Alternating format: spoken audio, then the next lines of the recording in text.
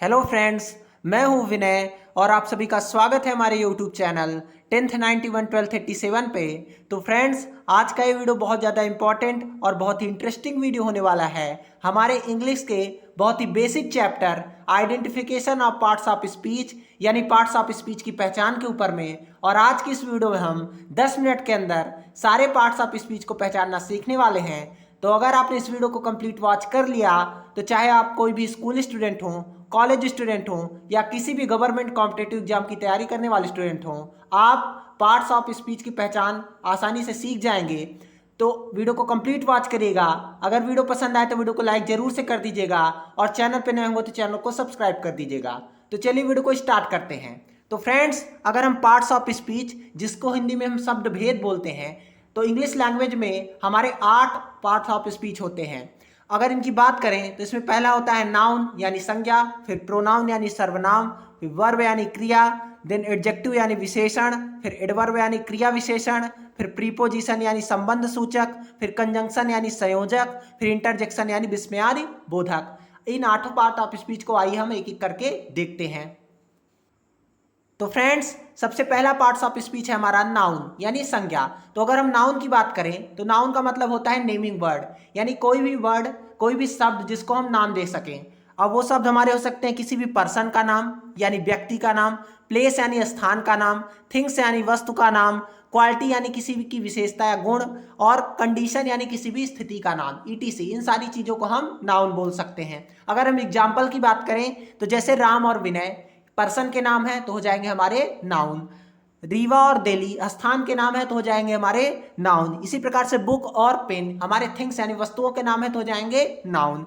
Illness और पुवर्टी, यानी illness का मतलब होता है बीमारी और पुवर्टी का मतलब होता है गरीबी, ये हमारी कंडीशन को बता रहे हैं तो ये हो जाएंगे हमारे नाउन। इसी प्रकार से ऑनेस्टी और फ्रीडम, यानी देखिए आप इतना समझ लीजिए कि जितनी भी दुनिया में हमें चीज़ें दिखती हैं उसमें अधिक से अधिक चीज़ें हमारी नाउन होती हैं, और कुछ चीज़ें जिन्हें हम देख नहीं सकते हैं, जिन्हें महसूस कर सकते हैं, वो हमारी होगी नाउन। जैसे ऑनेस्टी यानी ईमानदारी, ईमानदारी को हम देख नहीं सकते हैं पर इसको हम फील कर सकते हैं, महसूस कर सकते हैं, तो हो जाएगा हमारा नाउन। इसी प्रकार से फ्रीडम यानी आज़ादी, ईटीसी, ये सारी चीज़ें हो जाएंगी हमारी नाउन। फ्रेंड्स, अगर हम नाउन की बात करें तो इसको पहचानने की एक और तरीका है कि अगर किसी भी वर्ड में यस या ईएस लगाने पे वह वर्ड हमारा प्लूरल हो जाता है तो वो हमारा नाउन होगा। जैसे एक वर्ड है हमारा पेन यानी कलम, अब इसमें जब हमने यस या ईएस लगा दिया, यस लगा दिया, तो होगा हमारा पेन्स, यानी ये एक वचन से बहुवचन बन गया तो हो जाएगा हमारा नाउन। तो ऐसे कोई भी वर्ड जिसमें यस या ईएस लगाने पे वो वर्ड हमारा प्लूरल हो जाए यानी बहुवचन हो जाए तो हमारा होगा नाउन। अगर किसी वर्ड के पहले आपको आर्टिकल लिखा दिख जाता है, आर्टिकल का मतलब ए एन और द, ये इनमें से तीनों में से कोई एक चीज लिखी दिख जाए तो वो वर्ड हमारा हो जाएगा नाउन। जैसे अ बस, बस के पहले क्या लिखा है, एक आर्टिकल ए लिखा है तो ये बस जो है हमारा नाउन हो जाएगा। तो आई होप आप नाउन को पहचानना सीख गए होंगे। अब चलिए हम प्रोनाउन को देखते हैं। तो फ्रेंड्स, प्रोनाउन यानी सर्वनाम की अगर हम बात करें तो a word which is used at place of noun, यानी जो जिसका यूज हम लोग नाउन के स्थान पे करते हैं, संज्ञा के स्थान पे प्रयोग किए जाने वाले शब्द हमारे सर्वनाम कहलाते हैं। फ्रेंड्स, यहाँ पे मैंने 3 सेंटेंस लिखे हैं, जैसे कि Ram is a good boy, Ram reads in class 10th, Ram is good at English, यानी राम एक अच्छा लड़का है, राम कक्षा 10 में पढ़ता है और राम जो है इंग्लिश में अच्छा है। अब इस तीनों सेंटेंस में मैंने राम के बारे में ही चर्चा की है और तीनों सेंटेंस का जो है स्टार्ट मैंने राम से किया है। तो राम राम बार बार से लिखने से इससे हमारी जो है सेंटेंस की ब्यूटी जो है वो न कहीं चली जा रही है। तो जब हम इसको इस प्रकार से लिख दें कि जैसे Ram is a good boy, फिर लिख दिया मैंने he reads in class 10th, he is good at English, इससे हमारी जो है सेंटेंस की ब्यूटी वापस आ गई। तो राम को जो है ही ने रिप्लेस कर दिया, यानी जिस भी वर्ड को, जिस भी नाउन को हमारा कोई भी वर्ड रिप्लेस करे वही होता है हमारा प्रोनाउन। जैसे एग्जांपल की बात करें तो he, she, it, I, we, you, they, ourselves, yourselves, etc, ये सारे वर्ड्स हमारे हो जाएंगे प्रोनाउन। जैसे यहाँ पे राम को ही वर्ड ने रिप्लेस कर दिया तो ये ही जो है हमारा एक प्रोनाउन हो गया। तो आई होप आप प्रोनाउन को समझ गए होंगे कि जो संज्ञा के स्थान पे जो वर्ड प्रयोग किए जाते हैं नाउन के स्थान पे वही होते हैं हमारे प्रोनाउंस। तो अब चलिए हम नेक्स्ट यानी वर्ब को देखते हैं। तो फ्रेंड्स, अगर हम वर्ब यानी क्रिया की बात करें तो a word which show any action और स्टेट, यानी ऐसा शब्द जो किसी एक्शन या किसी स्टेट यानी अवस्था को बताए, वही होता है हमारा वर्ब। अब जैसे एक्शन बताने वाले वर्ड की अगर हम बात करें तो जैसे गो मिस जाना, राइट मिस लिखना, रीड मिस पढ़ना, सी मिस देखना, ईट मिस खाना, ऐसे ही बहुत सारे वर्ड जो हमारे एक्शन को बताएं किसी न किसी, वो हो जाएंगे हमारे वर्ब। ऐसे ही स्टेट जो किसी अवस्था को बताएं जैसे एम, वाज, वर्ब, विल, ये सब हमारी हो जाएंगी वर्ब। बेसिकली इसमें मैंने सारी हेल्पिंग वर्ब लिखी हैं, आप इतना ही समझ लीजिए कि जितनी भी हेल्पिंग वर्ब है वो हमारी वर्ब ही होती हैं। अब जैसे कि आई एम गोइंग, मैं जा रहा हूं, अब ये हमारा एक जो है एक्शन को बता रहा है, तो ये हमारा हो जाएगा वर्ब। यहाँ पे आई एम और गोइंग ये जो हमारा है ये वर्ब हो जाएंगी। आई एम ए टीचर, ये सेंटेंस हमारा एक स्टेट को बता रहा है, एम जो है ये हमारी वर्ब हो जाएगी। तो आई होप आप वर्ब को समझ गए होंगे कि वर्ब ऐसा वर्ड जो एक्शन या किसी स्टेट को बताए, वो होता है हमारा वर्ब। अब चलिए फ्रेंड्स, हम एडजेक्टिव यानी विशेषण को समझते हैं। तो एडजेक्टिव का बेसिक मतलब होता है डिस्क्राइबिंग वर्ड, ऐसा वर्ड जो किसी की विशेषता को बताए। तो किसकी विशेषता को? जो नाउन या प्रोनाउन की विशेषता को बताए, वही होता है हमारा एडजेक्टिव। यानी संज्ञा या सर्वनाम, संज्ञा सर्वनाम की विशेषता को बताने वाले ही शब्द हमारे विशेषण कहलाते हैं, यानी एडजेक्टिव कहलाते हैं, जो इसकी विशेषता को बताएं। जैसे Ram is a good boy, Ram एक अच्छा लड़का है। अब फ्रेंड्स, मैंने आपको बताया स्टार्ट में कि किसी भी व्यक्ति, वस्तु अथवा स्थान का नाम जो होता है वो होता है हमारा नाउन। तो जैसे Ram is a good boy, Ram जो है एक अच्छा लड़का है, तो यहाँ राम हमारा नाउन है, और राम कैसा लड़का है? अच्छा लड़का है। राम की क्वालिटी को कौन बता रहा है? गुड बता रहा है, तो यह हो जाएगा हमारा एडजेक्टिव। तो आई होप आप इसको समझ गए होंगे।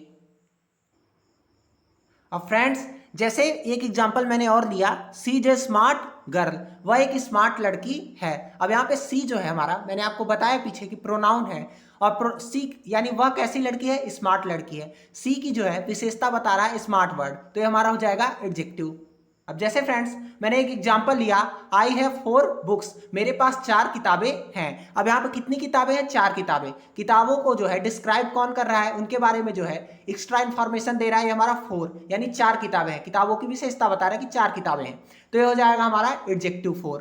ध्यान रखिएगा, जितने भी हमारे काउंटिंग्स होती हैं वो हमारी सब एडजेक्टिव होती हैं। जैसे द स्काई इज ब्लू, आसमान जो है वो हमारा नीला है। तो अब यहाँ पे स्काई जो है हमारा एक नाउन है, और नाउन की विशेषता बता रहा है ये ब्लू। फ्रेंड्स, अगर हम एडजेक्टिव को पहचानने की बात करें तो ऐसे वर्ड्स जिनकी हम डिग्री बना सकें, जैसे गुड, गुड एक एडजेक्टिव है, इसकी हम डिग्री बना सकते हैं, गुड, बेटर, बेस्ट, तो वो सारे वर्ड्स हमारे जो है एडजेक्टिव हो जाएंगे। तो आई होप आप एडजेक्टिव को अच्छे से समझ गए होंगे। अब चलिए हम नेक्स्ट यानी एडवर्ब, क्रिया विशेषण को देखते हैं। तो फ्रेंड्स, अगर हम एडवर्ब की बात करें तो बेसिक इसका मतलब है कि जो वर्ब की विशेषता को बताए, वही होता है हमारा एडवर्ब। पर कभी कभी फ्रेंड्स, एडवर्ब जो है हमारा वो हमारे एडजेक्टिव और एडवर्ब की ही खुद की ही विशेषता बताता है। अब चलिए इसको हम एग्जांपल के थ्रू समझते हैं। जैसे ही वॉक्स स्लोली, वह धीमे चलता है। कैसा चलता है? धीमे चलता है। वॉक जो है हमारी यहाँ पे फ्रेंड्स, ये एक वर्ब है, और इसकी विशेषता बता रहा है कैसे चलता है? धीरे चलता है। तो ये हमारा इस वॉक की विशेषता बता रहा है स्लोली वर्ड, तो ये स्लोली वर्ड जो है हमारा एडवर्ब हो जाएगा।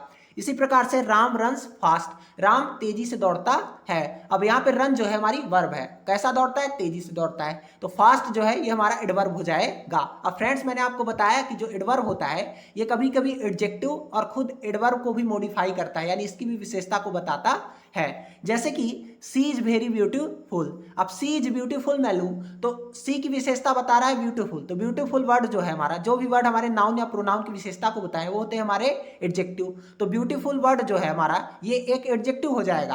अब वो कितनी सुंदर है? बहुत सुंदर है, यानी एडजेक्टिव की भी विशेषता बता रहा है ये वर्ड हमारा वेरी। तो जो एडजेक्टिव की विशेषता को बताए यहाँ पे मैंने आपको बताया है, तो वो वर्ड होते हैं हमारे एडवर्ब। तो ये जो वेरी है ये हमारा हो जाएगा एडवर्ब। अब जैसे फ्रेंड्स, मैंने एक और एग्जांपल लिया कि आई मेट हिम यस्टरडे, मैं उससे कल मिला था। कब मिला था? कल मिला था। यहाँ पे मेट जो है हमारी एक वर्ब है, और वर्ब की विशेषता बता रहा है यहाँ पे यस्टरडे, यानी मिला कब था? कल मिला था। तो ये वर्ड हमारा हो जाएगा एडवर्ब। तो आई होप आप एडवर्ब को समझ गए होंगे कि जो वर्ब की विशेषता बताए वही होता है हमारा एडवर्ब। और एडवर्ब जो है कभी कभी एडजेक्टिव और खुद एडवर्ब की विशेषता को बता सकता है। तो फ्रेंड्स, अगर हम प्रीपोजिशन की बात करें तो a word which shows the relation of a noun of pronoun with another noun of pronoun in a sentence, यानी ऐसा शब्द जो किसी नाउन या प्रोनाउन का संबंध जो है उसी सेंटेंस के किसी दूसरे नाउन या प्रोनाउन से बताए, वही होता है हमारा प्रीपोजिशन यानी संबंध सूचक। इसका नाम ही है संबंध सूचक, जो संबंध को बताए किसी नाउन या प्रोनाउन का उसी सेंटेंस के किसी दूसरे नाउन या प्रोनाउन से। अब जैसे फ्रेंड्स मैंने एक एग्जाम्पल लिया, the book is on the table, यानी जो हमारी बुक है, किताब है, वो हमारे टेबल पे रखी हुई है। यहाँ पे बुक जो है हमारा फ्रेंड्स ये एक नाउन है और टेबल भी हमारा एक नाउन है। इन दोनों के बीच में जो है संबंध बता रहा है हमारा ऑन, तो ये हो जाएगा हमारा एक preposition. He swims in the river, वह नदी में नहाता है। अब ही जो है हमारा एक प्रोनाउन है और यहाँ पे द रिवर यानी रिवर भी जो है हमारा एक नाउन है। अब इनके बीच में रिलेशन बता रहा है, संबंध बता रहा है इन, तो इन हो जाएगा हमारा प्रीपोजिशन। अगर हम एग्जाम्पल की बात करें तो जैसे at, in, on, into, upon, between, ETC, ये सारी चीजें हमारी प्रीपोजिशन होती हैं। तो आई होप आप प्रीपोजिशन को पहचानना सीख गए होंगे। अब चलिए हम कंजंक्शन को पहचानना सीखते हैं। तो फ्रेंड्स आइए हम कंजंक्शन को देखते हैं। तो इसका मतलब होता है ज्वाइनिंग वर्ड, मतलब it join words, phrase, clause and sentences, यानी यह वर्ड को वर्ड से यानी शब्द को शब्द से जोड़ता है, फ्रेज यानी वाक्यांश को वाक्यांश से, क्लॉज यानी उपवाक्य को उपवाक्य से, और सेंटेंस यानी वाक्य को वाक्य से जोड़ने का काम करता है हमारा कंजंक्शन। अब फ्रेंड्स क्या होता है फ्रेज, क्या होता है क्लॉज, क्या होता है सेंटेंस, और सेंटेंस कितने टाइप के होते हैं, इन सारे वीडियोस का लिंक मैंने डिस्क्रिप्शन बॉक्स और कमेंट बॉक्स में दे दिया है, आप वहां से जाके उसे देख लीजिएगा। अब फ्रेंड्स अगर इसे हम एग्जांपल की बात करें तो अभी आपको मैंने बताया कि कंजंक्शन जो होता है वो ज्वाइनिंग वर्ड होता है, यानी दो शब्दों को जोड़ता है। अब वो दो शब्द हमारे शब्द भी हो सकते हैं, वाक्य भी हो सकते हैं, क्लॉज या फ्रेज, ये सारी चीजें भी हो सकती हैं। जैसे Ram and Shyam are good friends, Ram और श्याम क्या है, अच्छे मित्र हैं। राम एक हमारा वर्ड है और श्याम भी एक हमारा वर्ड है। अब इन दोनों वर्ड को जो है एक वर्ड हमारा एंड जोड़ दे रहा है, जो कि हमारा एक कंजंक्शन है। इसी प्रकार से he said that he was busy, अब उसने कहा कि वह बिजी था। तो अब फ्रेंड्स यहाँ पे ही सेड ये हमारा एक क्लॉज है, सब्जेक्ट और वर्ब का कॉम्बिनेशन हमारा क्लॉज होता है, और ही वाज बिजी ये भी हमारा एक क्लॉज है। अब दोनों क्लॉज को जोड़ने का काम हमारा डैट कर रहा है, तो डैट हमारा एक कंजंक्शन है। तो मतलब ऐसा वर्ड जो वर्ड से वर्ड को, क्लास से क्लास से को, और फ्रेज से फ्रेज को, और सेंटेंस से सेंटेंस को जोड़े, वही होता है हमारा कंजंक्शन। एग्जाम्पल की बात करें तो जैसे एंड, और, बट, बिकॉज, सिंस, ईटीसी, ये सारे वर्ड होते हैं हमारे कंजंक्शन यानी संयोजक। अब चलिए हम अपने वीडियो के लास्ट टॉपिक यानी इंटरजेक्शन को देखते हैं, जिसका हिंदी में मतलब होता है विस्मयादि बोधक। फ्रेंड्स याद करिए, जब मैंने आपको एक्सक्लामेटरी सेंटेंस यानी विस्मयादि बोधक वाक्य बताया था तब इसके बारे में मैंने आपको बताया था।